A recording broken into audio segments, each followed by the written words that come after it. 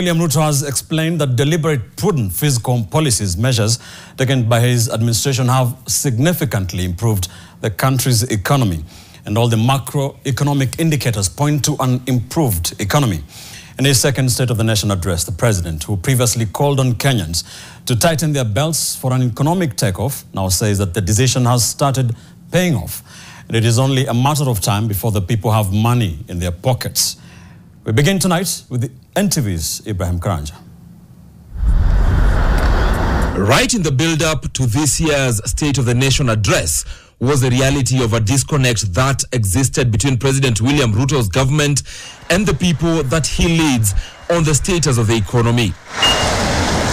While the government has been hyping up an economic turnaround, the people poked holes in this assertion, saying they could not feel the impact of this hyped-up economic narrative.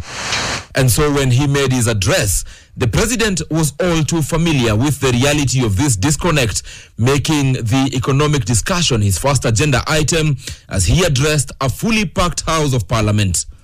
We haven't been watching helplessly and doing nothing as adversity took a toll on the economy and undermined the livelihoods and well-being of the people. On the contrary, we have been working tirelessly to steer the country away from the brink of unprecedented economic collapse and onto a more promising trajectory. The second point is that while we may not be where we would like to be, we are certainly not where we were 2.25 years ago. A touch on the macroeconomic indicators such as the cost of the shilling against the dollar, a stock up in the country's foreign reserve, being key among the reasons for the hype. The shilling has stabilized significantly, appreciating from Kenya shillings 162 to the dollar in February 2024 to Kenya shillings 129 today. Inflation has declined dramatically from 9.6% in September 2022 to 2.7% in October this year, the lowest rate in 17 years. Our foreign exchange reserves have surged by US dollars 2.4 billion to hit a new record of US dollars 9.5 billion, providing a 4.8 month of import cover, the highest in 10 years.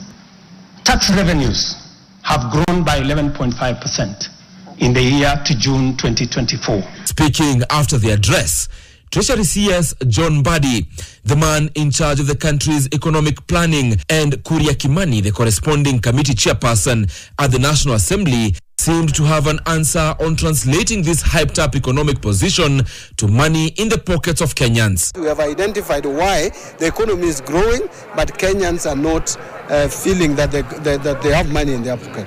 Why is it that we don't have liquidity in the economy? Reason number one is the issue of interest rates. Interest rates have been a challenge. Interest rates have been high, crowding out private sector. They have not been borrowing money. What we are doing now is deliberate efforts to bring down interest rates. As all indicators show, we are heading in the right direction, but it's also true we are heading in the right direction because we are using Kenyans' money. We are using taxpayers' resources. We are using Kenyans' resources to show those indicators. But Homa Bay Senator Moses Kajwang had a different view. And the nation is tired of empty promises. Today we have had a lot of statements of intention. But 2 years down the line, it would have been good for us to listen to action rather than statements of intention. The president must choose his battles. You cannot do too many things at the same time. That the ground is set and the country is ready for an economic takeoff is a message that Kenyans have heard time and again from the William Ruto administration. Even after the president made his third State of the Nation address, the question in the minds of Kenyans is when will they start seeing monies in their pockets? That question still remains after the president's speech. Ibrahim Karanja, NTV from Parliament Buildings in Nairobi.